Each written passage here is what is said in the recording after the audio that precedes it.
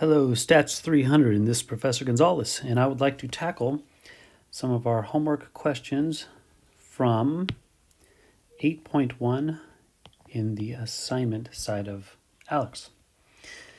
So the whole thing with 8.1 is that we're looking at confidence intervals for a mean when the standard deviation is known. In fact, what's going to be really helpful with this is for us to mouse down here to our formula sheet. And I think this is really helpful because this formula shows the organization of what's going on. Let me see if I could break this down for us. So we're looking for a confidence interval, and I'm going to tell you what that is for a mean. And in section 8.1, it's when the standard deviation is known. And for 8.2, so this is 8.1. For 8.2, just for organizational purposes in your head, confidence interval for a mean, so the same thing except for when the standard deviation is unknown. That's the big difference between 8.1 and 8.2. So let's focus in on just 8.1.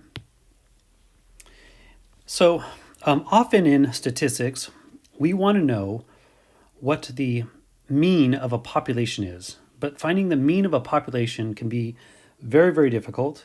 Like if I was trying to find the mean height of men in the world. Well, that's very hard to do. So what we can do, so that's what mu is, right? Isn't mu right here? Isn't that the population mean? So we're trying to find the population, the mean of a population, which is nearly impossible in many cases. So what's the next best thing? Well, the next best thing is to, let's see, what color do I want to use? The next best thing, so I'll use pink, is to find this guy, which is the sample mean.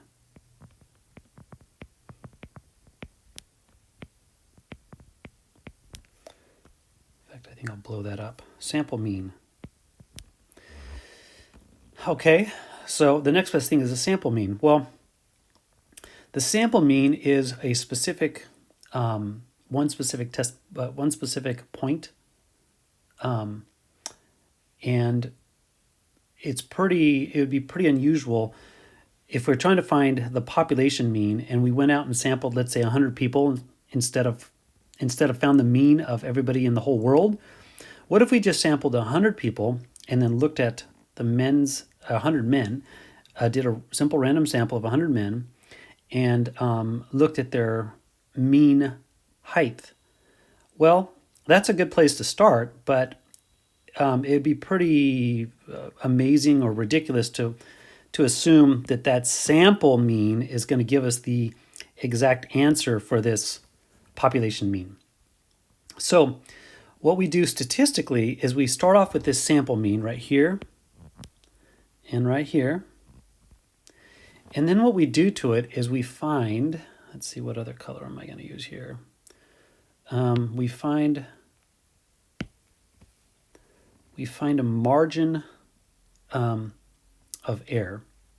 So that's what, let's see if I can fit all this stuff in here. I think I'll write it like this.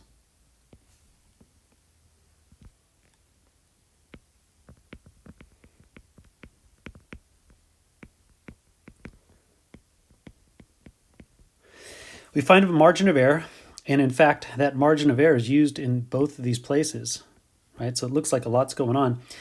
Also, something to look at here is to remember this is, in this math class, this is an inequality, right? This is a compound inequality that says that, basically says that all of this value over here is the lower bound, and this value over here is the upper bound. And mu right here is in between those two. So what we're trying to do here is we're trying to make an interval, right? A span, a left side, and so a lower bound and an upper bound. And we're saying by doing this, we have a certain confidence level that we're pretty sure that we're going to capture this population mean. So this population mean is some constant number out there right now in given time, right? The average or the mean height of all men in the world, let's say. And so that's a pretty hard number to get to. So we go out and we do a sample of, let's say, 100 men. So that's called a sample mean. Well, we can't be sure that that one point is correct. So we make an interval, we make a span to try to say we're going to try to capture that mean. So the way we do that is we take our sample mean, we subtract the margin of error, which gives us this number over here. And then our mean is in between. So this is the lower bound. And then we take our sample mean and then we add the margin of error, and that's our upper bound. Okay. And so you've heard by now, if you've looked at some of these videos, that, like, let's say that we said that this we're constructing a confidence interval that has a 95% confidence level.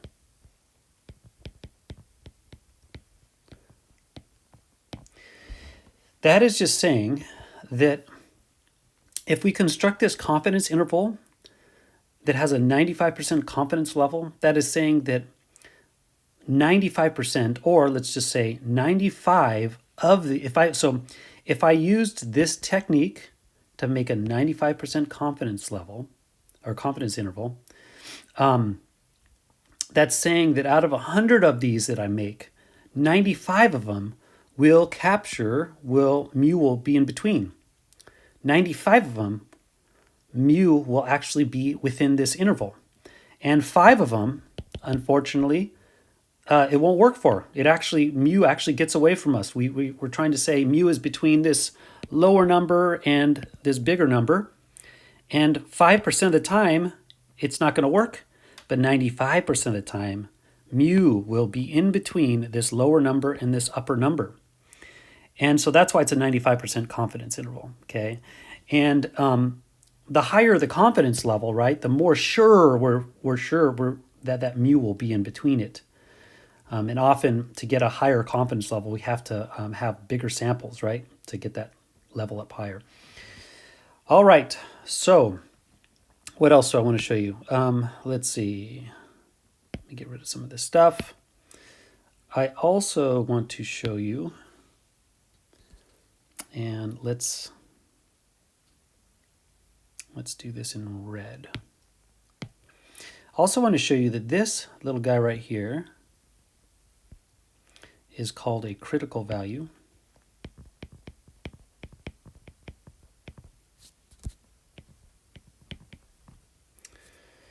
Critical value. Critical value is a z-score or a z-number of half the alpha. I'll explain that in problem part number 1. And this other number, it's right here. And by the way, this is duplicated, right? That's there. And this is here. What's the difference between these two? Well, the only difference is over here, we're taking the sample minus the margin of error. And then over here, we're taking the sample plus the margin of error to get our lower bound and then our upper bound. And we're hoping to capture the population mean. Okay. So what is this green thing I just circled? This green thing I just circled, that's called the standard error. And the standard error is found by just taking your population sigma, which is the population standard deviation, divided by the square root of the sample size. Okay, so that's why 8.1 is finding a confidence interval for the mean when the standard deviation is known, and there is our known standard deviation, right? It's used in that formula. Okay. All right, well, let's take this information and see if we can actually figure out problem number 1. So let's go up here. Let me see if I can resize this. And where are we at here? Problem number, Here we go. Problem number 1. It says find the critical value, and notice the actual notation. Once again, what does that notation mean? This is actually the z-score. Whoops. Actually, the z-score for half the alpha. Okay, so first thing I want to tell you is that critical values, often we can find critical values in a really quick way. And the quick way to find critical values is to simply go down to this formula sheet I'm giving you guys. And you look down here and you say, okay, if you want a confidence level or a confidence interval at 95%, you're going to use a z critical value. Half of alpha is 1.960 right here, right? And if you wanted a confidence level or a confidence interval that has a confidence level of 99.5, you're going to use a critical value of, what is that? Whoa, something weird happened with my pen. Try again. You're going to use a critical value of a z-score, which is 2.807. So these critical values are just z-scores, okay? Now, this is calculated for us, and I'm going to tell you if it's a known critical level, right? I encourage you just to go to this chart and pull it off that chart. That's fine. But this first one, we want to actually see if you can do it without just grabbing it off a chart. So really for understanding purposes is the main reason we do this sort of longer way. But here's how it goes. Okay, so let me go to a black pen. If I want a confidence interval with a level of 99.7 is the confidence level. Let's see, I'm trying to see space-wise where I can fit all this in, and I think I could probably fit it right here. So here's our standard normal curve. And if we had a confidence level, we're basically saying that we're going to capture, so we're looking for mu, right? We're looking for mu, the population mean, and we want to have a 99.7. Wow, that is most of this, right? 100% would be everything under the curve. So 99.7%, also known as 0.997. 0.997. See if I can erase that little bit there, so it looks like a 9. So the area that we're talking about for a confidence level of 99.7, we're talking about this picture. So what is that other stuff? Well, that other stuff here, that little bit there and that little bit there is not being covered. And by the way, when you look at those two pieces together, this is, when you add those two, you get alpha. So alpha is going to equal 1 minus 0.997. So in this case, when I take 1 minus 0.997, in this case, this thing is tripping out on me here. In this case, alpha equals 0.003. Now what I'm looking for is half of alpha, right? There you can see it right there. The notation shows half of alpha. So if I want half of alpha, I take 0.003 and divide it by 2, which gives me 0.0015. And that is half of alpha. Can you close the door, please? Got people sneaking in my room. Okay, so that is half of alpha. So let's take a look at what that means, and let me kind of get rid of a little bit of this so I can see a little bit better. So this little bit over here, so both of those two red tails put together is alpha. So just one of them is considered half of alpha, right? And actually, now that I think about it, I want to put the z value there. So let's write half of alpha right there. So half of alpha equals 0.0015.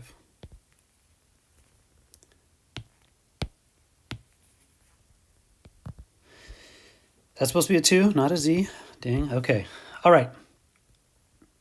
Now what? Well, if I look up the z-score here, okay, I'm on the left-hand side of this, so that you know the z-score is going to be negative. And if I looked up the z-score for this guy right here, you know that z-score is going to be positive. Okay, our critical value, our critical value that we're looking for will be the positive one. But you do see that these are both symmetrical. So if you do know the negative value, you're going to also know the positive value. Okay. The only reason why I would be going for the negative value is because, remember, on a z-table, right, when you look up this value, it always gives you the area to the left. So that really is perfect for this left-hand tail.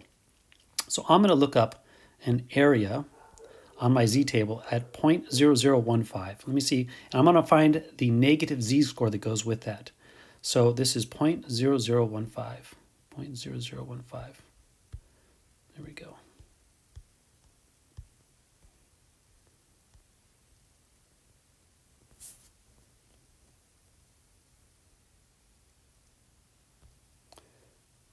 See, so I can see the header of this. This is getting a bit small. 0.0015.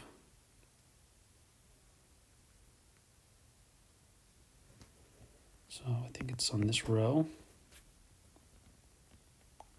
0.0015.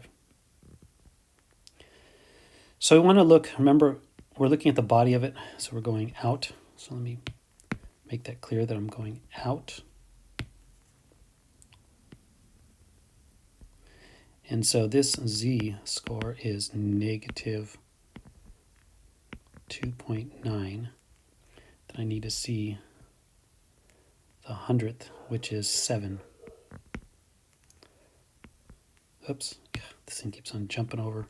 Okay, so we found an area of 0.0015, and its z-score that goes along with that is negative 2.97. All right.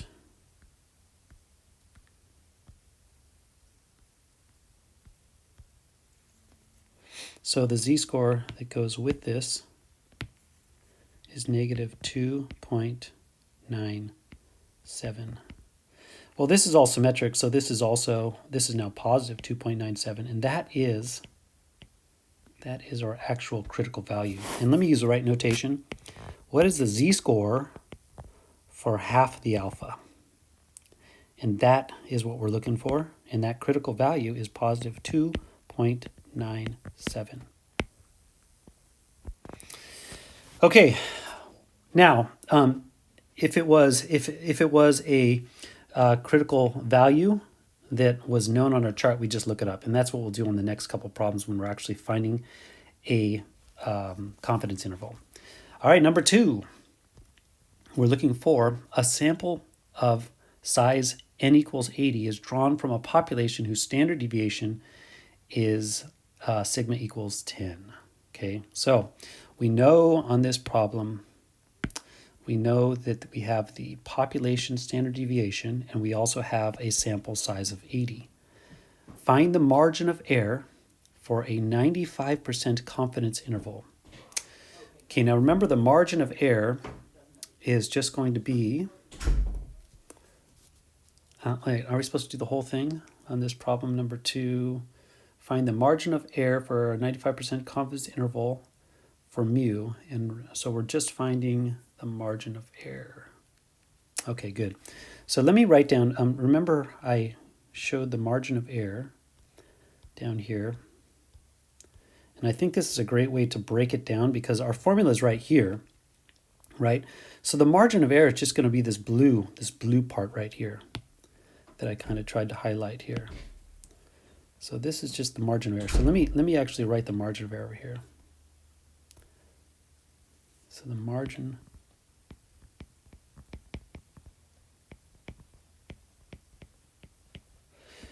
of error is just going to be, using the same colors, it's just going to be your critical value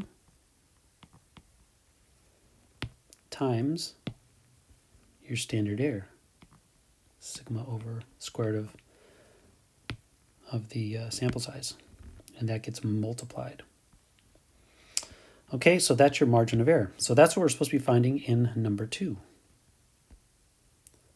Can I get this to the right size? There we go. Jeez. Okay, there it is right there.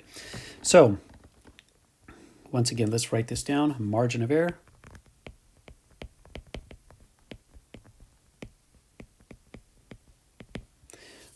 equals critical value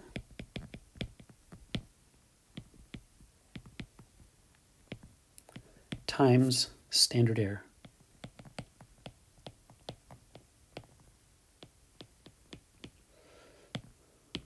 Okay.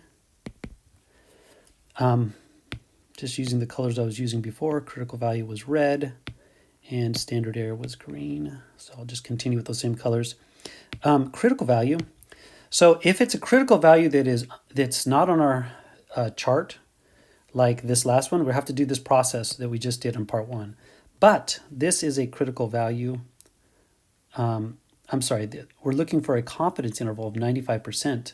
So we can just look up the critical value. So let's look it up, 95%. Where to go? Here it is on the bottom of this. Confidence level of 95% gives us a critical value of 1.960.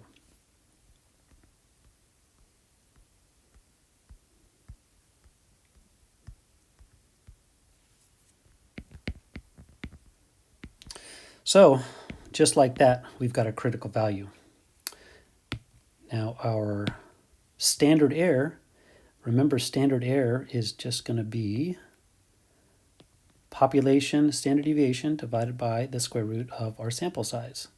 So in this case, our population standard deviation is right here at 10, and our sample size is 80. Okay, so now all we have to do is multiply those two. If I multiply this number right here, I get 1.11803. Try not to round too much here because it does affect our answers. We try not to just kind of, it's probably best just to leave it in the calculator. And then round at the end of your calculation. So if I continue with this, I'm getting, when I multiply these two, I'm getting approximately 2.191338 ... right? And so let's go in for margin of error. It says on this problem to round to at least 3 decimal places. So I'm going to write. Now margin of error actually uses a variable m. So I can just call my margin of error m. A margin of error m is approximately equal to 2.191, so we'll round. And that's for what? For a 95% confidence level.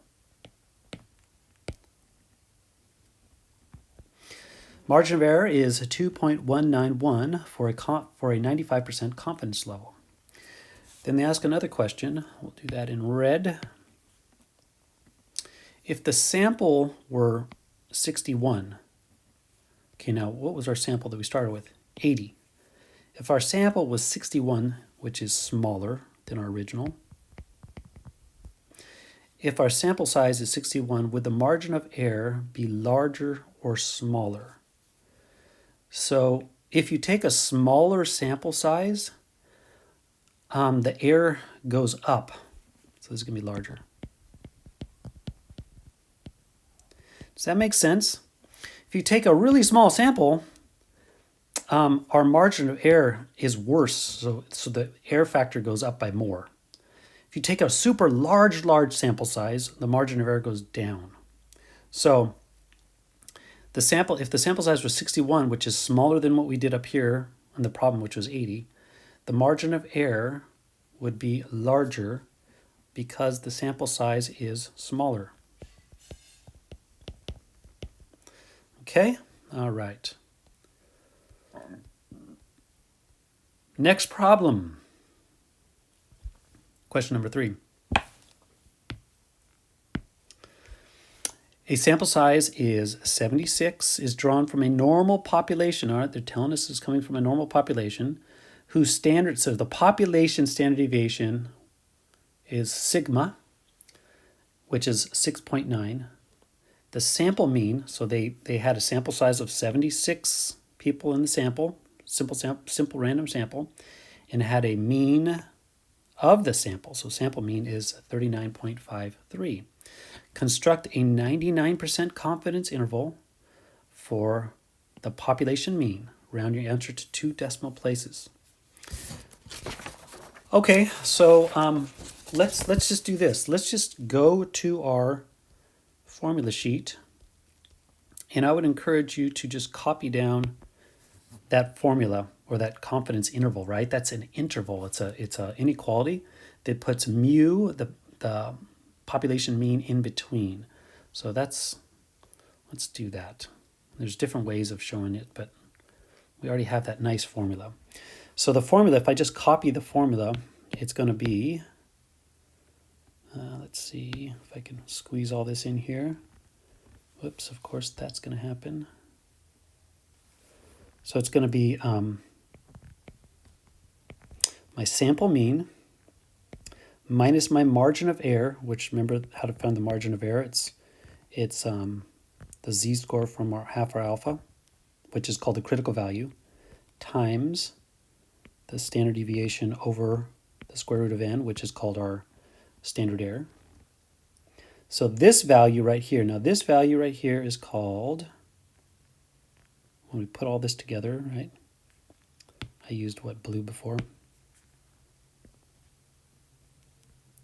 That's called our margin of error. So just trying to explain this again, I guess. So we've got our sample mean minus the margin of error. That gives us our lower bound. And then there's our population mean we're trying to get in between. And then our upper bound is just going to be, take your sample mean again and add your margin of error. Remember, margin of error, again, is our critical value times our standard error. And once again, just to be super clear, this is the margin of error. All right, we got a game plan. Let's go for it. I think on the side over here, let's go ahead and change colors. On the side over here, we're going to figure out the margin of error. So I've got that in blue. Let's continue with blue.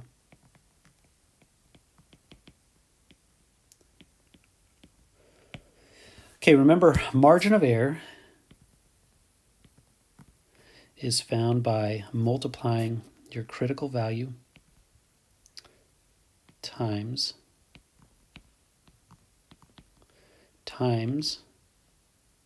standard deviation of the population divided by the square root of n. So margin of error.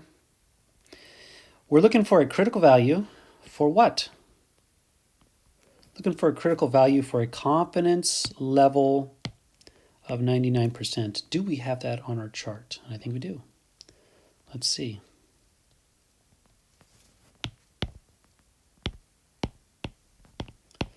Okay, I said 99%. There it is right there.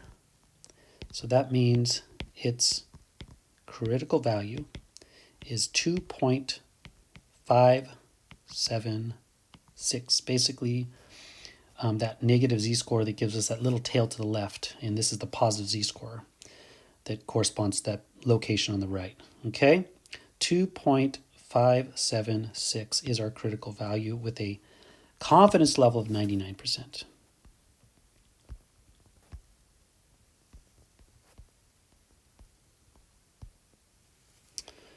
So we found this one to be 2.576. And our standard deviation is 6.9 divided by the square root of our sample size, which was 76. And I kind of want to double check. Did I write that down right? It's 2.576. I'm pretty sure I did. 2.576. That's good. Okay.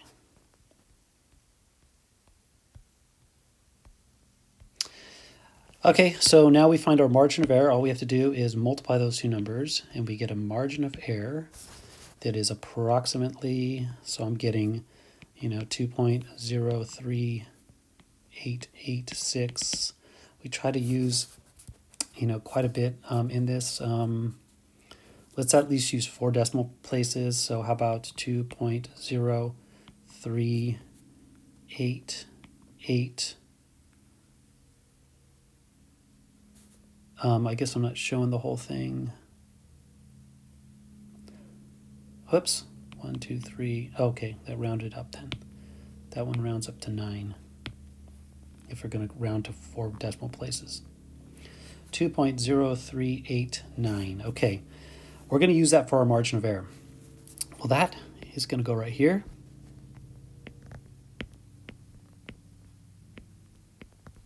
And that's going to go right here.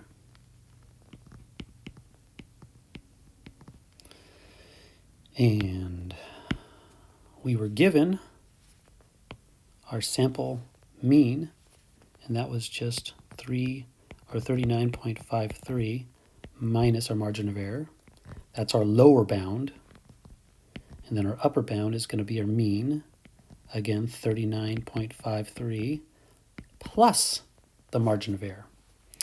Okay, so let's find our lower bound here, and if we subtract that, we get 37.4911. And so we're saying 99% of the time, or when we create this confidence interval, 99 of them should capture my mean out of 100. Okay, so it's a 99% confidence interval. Okay, let's figure out our upper bound. And that is going to be by adding the margin of error. And that's going to give us, 41.5689. And they ask us to round to 2 decimal places. So let's just clean that up. This is now rounding to 37.49 is our lower bound. And our upper bound is 41.57. So this is our confidence interval. We always want to say what criteria we used. That's with a 99% confidence level.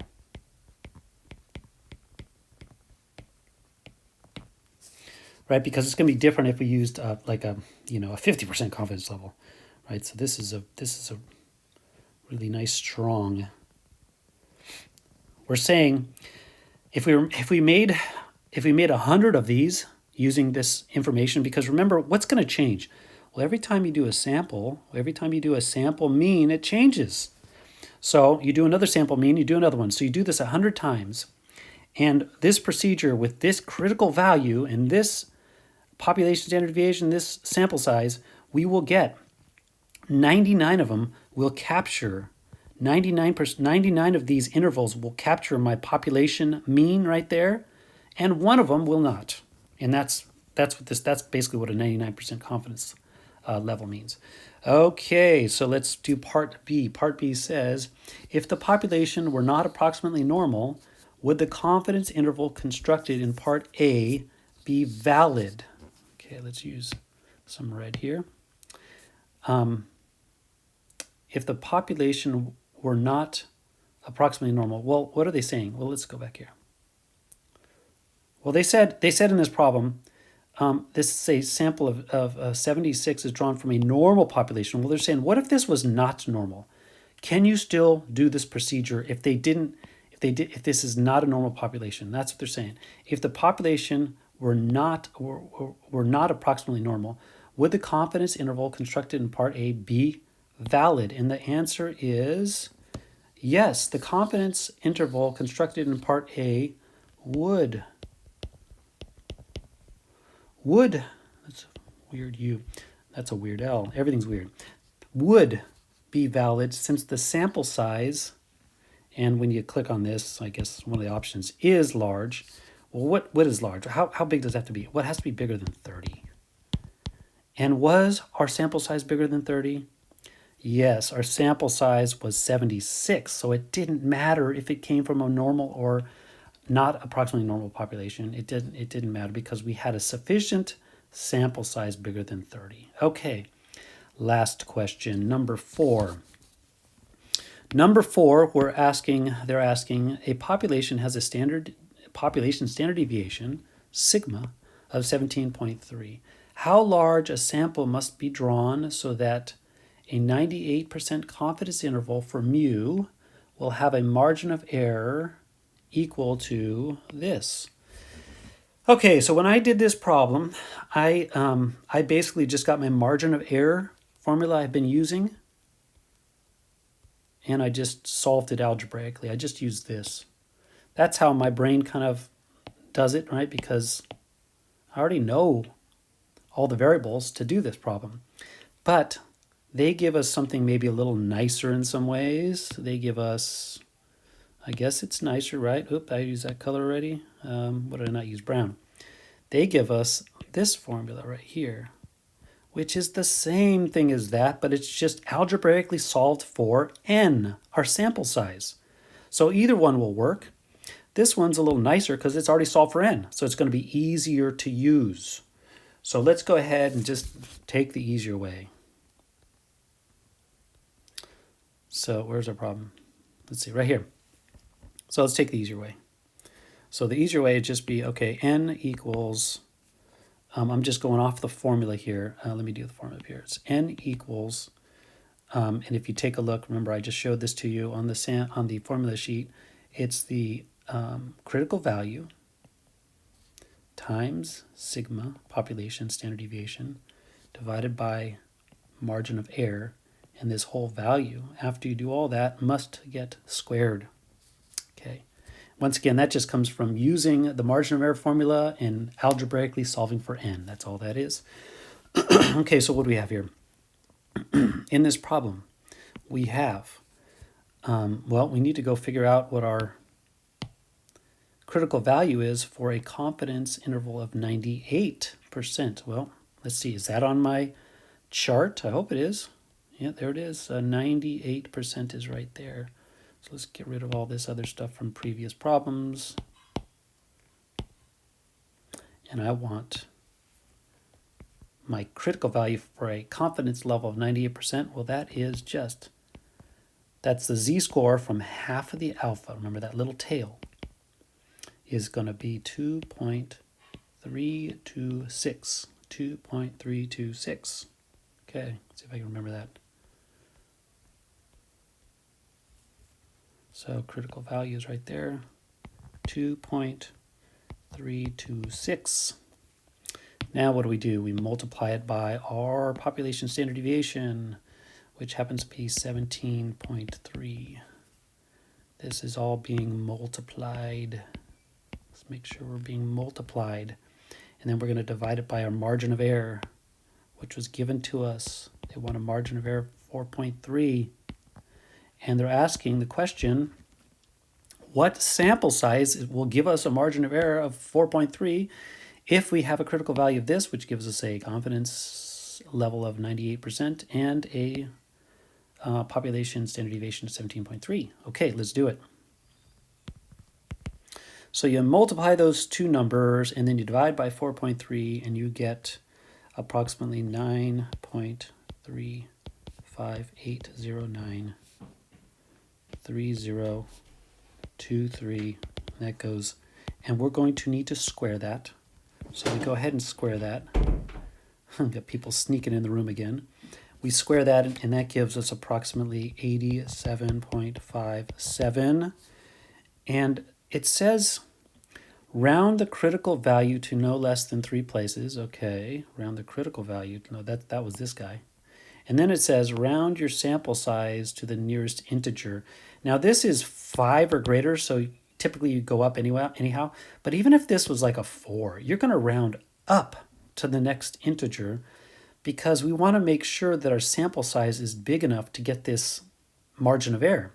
And if we round down, it's going to be just a little bit too small. And by the way, why do we want n to be an integer? Whoops, we want n to be an integer because often, wait, so we're going to go to 88. We want n to be an integer because, it's like sampling. If you're going to sample 100 people, you can't sample 87.57 people, right? You can't sample half a person. So these are going to be integers. So let's answer this question. They're asking what sample size. You need a sample size of n equals 88 to get what? To get a 98% confidence level with a margin of error equal to 4.3.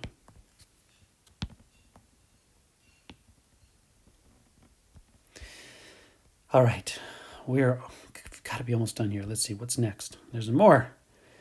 So then this part says, if the required confidence level were to be 99.5. Okay, is that bigger or smaller? Let's go back. So we just figured out for a confidence level of 98. If you wanted a 99.5, something larger, would the necessary sample size be larger or smaller? So the answer is larger. Why? Geez, I can barely write with this thing. So if the required confidence level was a more confident model that you're making, to be more confident, what do you need? You need a sample size that's larger. If you want to be more confident, you need more samples, right? So it's going to be larger because the confidence level is higher. If you want a higher confidence level, you better get more samples to back that up, right? And that's kind of how that goes. All right, Stats 300. I hope everybody is healthy and doing fine. This is Professor Gonzalez signing off, and this is 8.1. I'll get you 8.2, which is similar to this, but different in the way that you do not know the population standard deviation. So we got to be tricky and give you guys a new chart. Okay, all right, signing off. I hope everybody's doing great, and